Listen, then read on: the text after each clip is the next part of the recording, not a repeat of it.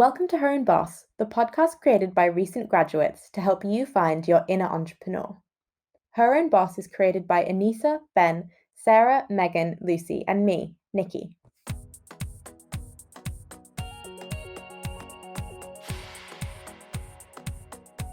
Hey everyone, this is your host Nikki, and I am so happy to be joined again today by Sophie Miller. Sophie is currently studying marketing, advertising, and branding at the University of Gloucestershire. In addition to being a freelance marketing and social media consultant and the founder of Pretty Little Marketer, a social media platform that helps young women achieve their marketing and career dreams. You may have heard our last minisode with Sophie, where we cover how to perfect your CV. In this minisode, we talk all things interviews, how to prepare, what to expect, how to give effective interview answers, and finally, the best way to make an impression at the end of an interview. Enjoy!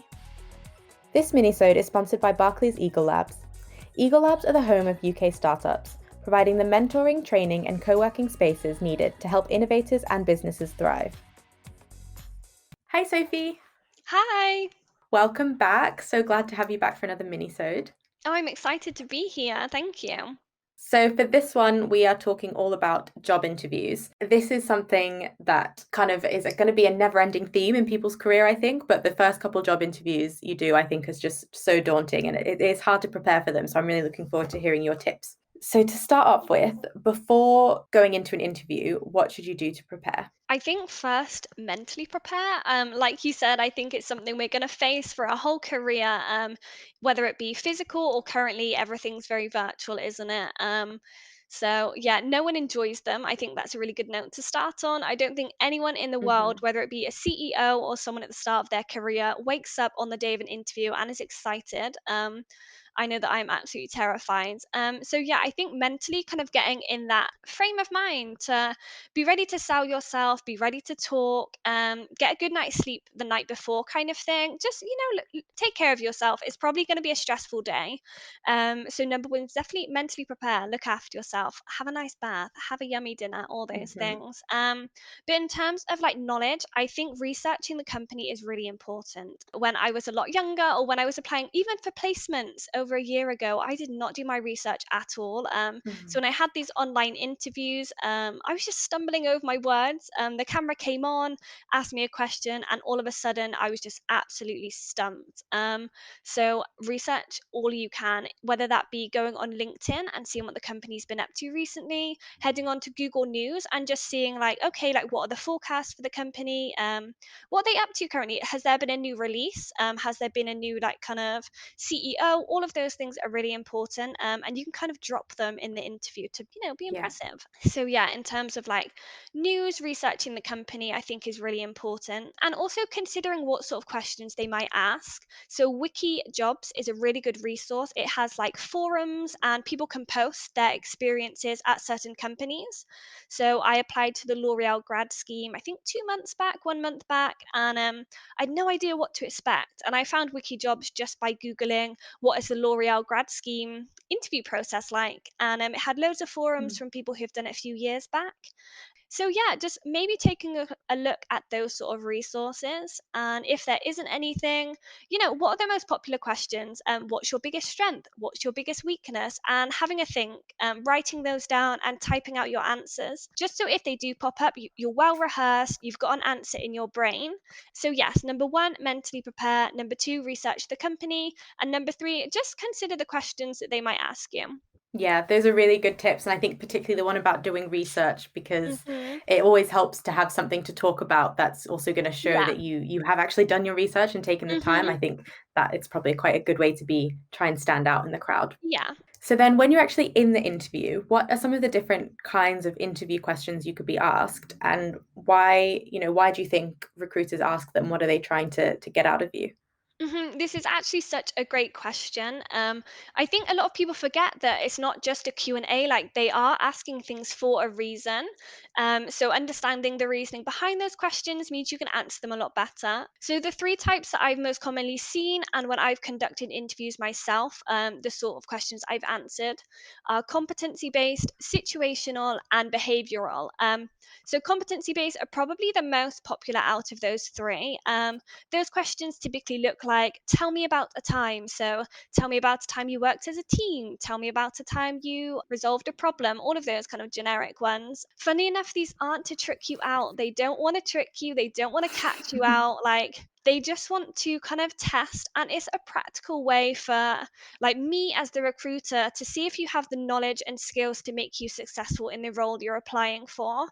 And I think a really strong answer to that question makes the recruiter see a lot of skill and a lot of strength. It shows you've prepared well. So, yeah, competency based questions pop up a lot in placements and grad schemes. So, yeah, having a think about these sort of questions they may ask. So, in your preparation, thinking about a time you worked in a team, consider a time you encountered a problem, think about a time you like changed a process. Those sort of things are really good to prepare. Then, secondly, would be situational. So, in my experience, I've only ever had situational questions in an online assessment or like when you type in those online forms, as opposed to Mhm. physically in an interview. But these questions are like, okay, so someone made an error at work. You're the only one who saw.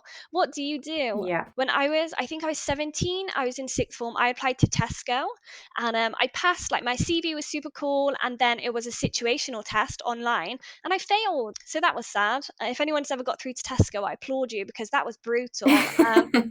But it's very much like if you've taken your theory test for driving in the UK, there's the bit online or like when you go to the computer room and you have different options. It's typically like that in my experience. So I hate the questions. They are quite 2D because there's so many factors to consider. Like, what if it was an accident? What if that person just thought no one was Mhm. looking? Or what if that person was really poorly that day? Or they had like a really rubbish right to work? Obviously, that's not what the recruiter is looking for.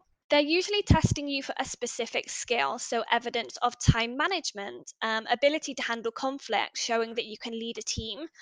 So, again, yeah, these aren't to trick you out, they're asking for a reason. So, knowledge on the job description is really helpful with this, knowing the sort of person they're looking for.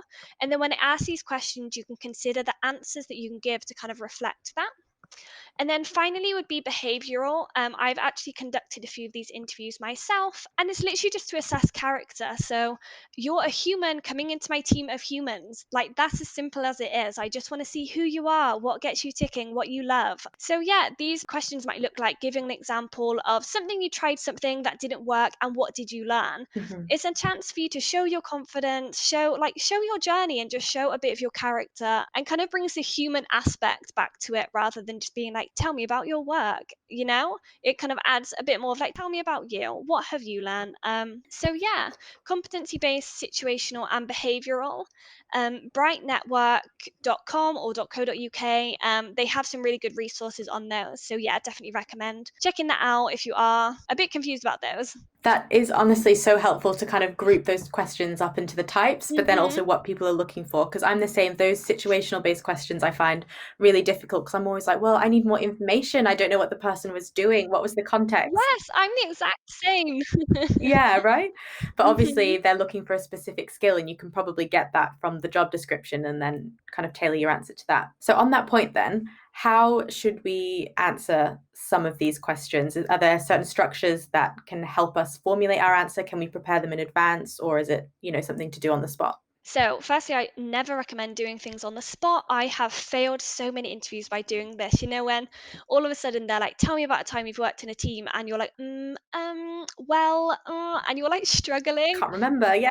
or you're like, "Oh, 1 second, I'll just have a think," and then you're sat there awkwardly. I think preparation is definitely key. Even if, like I said, it's just studying the job description to understand the sort of person they're looking for can be really helpful. But I'm sure a lot of people have heard that this STAR technique is really good. It was something that I was taught in school, and I've been taught it throughout university as well. And it's just kind of a structure in your head that helps you articulate clearly to the interviewer and structure a really good answer. So if you're not familiar with the STAR technique, the S is for describing the situation. The T is the task, so explaining your role. So say the situation might have been a group project. That would be the S. And then the T, the task or your role would be I was the team leader or I was the person who was putting the slides together. A is the action you took. So everyone was missing meetings and it was really difficult to do the group task. desk, but as the group leader, I was able to do this. I implemented this sort of thing. And then the art is the result. So in the end, we were able to present it clearly and got a really good grade in our group work or something like that. So yeah, it kind of turns into a bit of a story. It's engaging for the interviewer. They kind of want to know what happens next. But also in your own brain, it makes it a lot easier. You're not stumbling over words and you've explained it really clearly. So yeah, that is the STAR technique. If you literally just type it into Google, there's probably millions of results because it's really highly used and recommended. So yeah, that's helpful for, yeah, I guess any type of question. Yeah, I think the STAR method is really great. And I guess Mhm. having that, knowing what the structure is that you're going to answer questions, you can almost prepare a couple of examples or think about your experience kind of in that light and Yeah. make sure you remember all the context and everything to kind of give that full story. Because I think you're Mhm. right, you do need to give the full story in order for the interviewer to understand Mhm. the impact you had. Yes, definitely. So then another question I'm hoping you can help us figure out how to answer is oftentimes in interviews you'll be asked a question like, what is your greatest strength or what is your greatest weakness? And this can feel quite daunting because it is Yeah. very personal. How do you think that we can best answer those types of questions? That one specifically, I think we all hate because it's kind of like you don't want to seem like you have a big ego. You don't want to make your head too big. Yeah. But also, like I said in the previous episode, big yourself up. It's okay to shout about your achievements and your strengths. Like we work hard to be the amazing women that we are. So yeah, shout about it. But I think the trick again is to study the job description so you can understand who they're looking for and what they're looking for. And you can pick a strength that aligns with these. So be sure to give a skill and then an example of that skill. Same with weaknesses. Have a look at what the job description is looking for and consider, okay, how can I word this in a way that still shows that I fit? One thing to really steer clear of is being too generic. First few interviews I ever did, I always went with, oh, I'm a perfectionist. Like my biggest strength or my biggest weakness, you could use it either way, is that I'm a perfectionist. And or you're super confident or those sort of ones. I Yeah. think they hear them all the time. They're not specific enough. So yeah, have a look at the job description, see how you can align your answer with that, and steer clear from anything generic. Don't tell them you're too confident or you're a perfectionist because well, we've heard it all before. Yeah, definitely. Those are really good tips. And it is I think those questions are the most difficult for me because they just, yeah, they feel very personal. But I guess again, always bringing it back to the job description is probably the best way to go. Yes. So finally, I just wanted to ask if obviously in an interview, one of the kind of main goals, I guess, is for the recruiter to understand more about you and ask you about your Mhm. experiences. But it's also a good chance for you to speak to that recruiter or someone in the company Yeah. directly and get a sense of if you'd like to work there. So do you think it's a good idea to come prepared with your own questions to ask?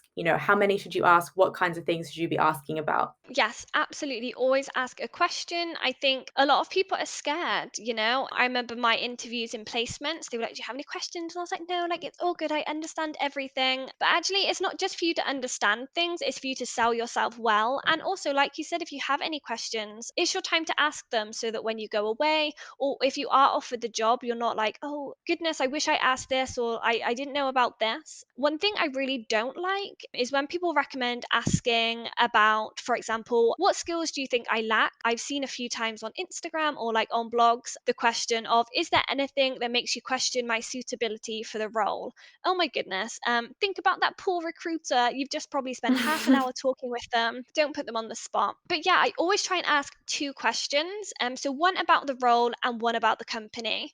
I think this shows that you're more than just interested in bagging the job, but actually you care about the company. You want to learn more and show that you're a really good fit. I think that a good question for me is, what does success look like in this role? Or what do you think is the most challenging aspect of the role? I think that's a really good one. And then maybe ask the recruiter a question like, oh, where do you think the company is in 5 years' time? Or what's your favorite thing about working for XYZ? I think it's great to show commercial awareness. You could engage, be like, oh yeah, I saw the news article similar to that, like a sort of conversation. But also, yeah, it's just nice to chat with them, isn't it? Bring them into the conversation rather than just making it very like Q&A. So yeah, try not to put them on the spot. And I always recommend two questions. So one about the role and one about the company. Awesome. Thank you so much. These tips have been so helpful. I'm definitely going to listen back to this the next time I have to prepare for an interview. That's really sweet. Thank you.